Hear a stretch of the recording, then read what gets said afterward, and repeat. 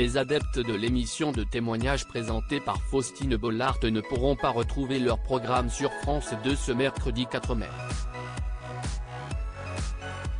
En cause, une déprogrammation exceptionnelle de Ça commence aujourd'hui, après de vives réactions sur les réseaux sociaux.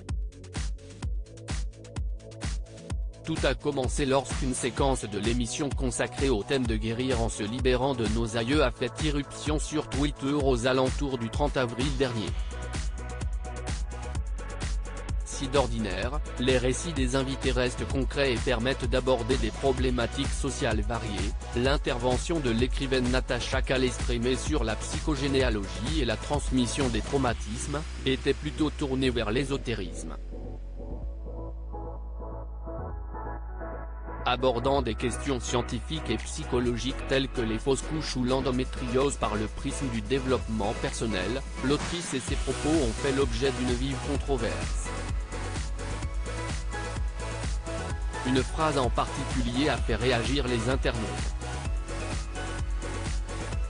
Après l'explication de Natacha Calestrémé d'une prétendue hérédité des fausses couches, de la douleur et de la culpabilité que peuvent engendrer de tels drames chez les femmes d'une même famille, une invitée a souhaité s'exprimer sur sa propre expérience. Oui, complètement, si est ce qu'il m'a été dit aussi que l'endométriose était a priori une maladie d'auto-sabotage, a-t-elle acquiescé.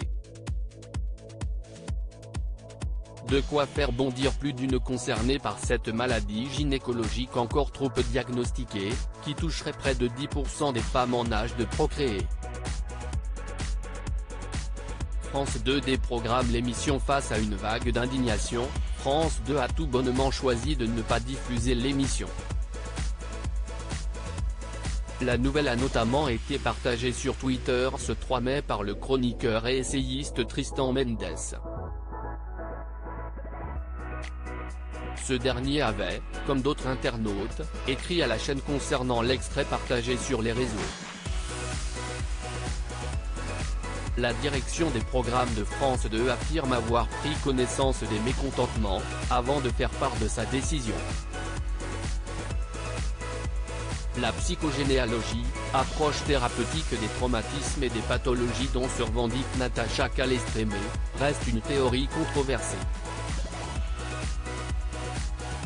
Comme l'expliquait déjà Le Figaro en 2018, le Centre contre les manipulations mentales, CCMM, avait mis en garde, dès 2016, contre cette théorie qui n'est pas anodine. Loading widget.